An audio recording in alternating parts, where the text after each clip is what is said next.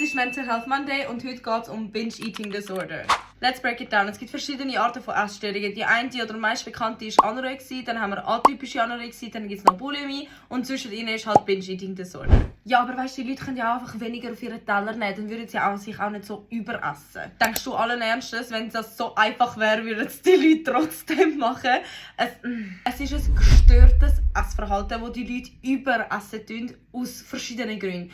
Die Leute können das nicht kontrollieren. Sie würden es ja gerne. Sie würden ja gerne einfach mit ihnen aufhören und sagen, schau, jetzt bin ich satt und jetzt ist gut. Das Problem ist, dass so Anfälle kommen aus Stress, aus emotionaler Instabilität, aus Unsicherheit und aus vielem mehr. Und glaub mir, nachdem die Leute gegessen haben oder mehr gegessen haben, als sie sich eigentlich wünschen würden, fühlen sie sich schuldig, sie fühlen sich scheiße, sie fühlen sich machtlos.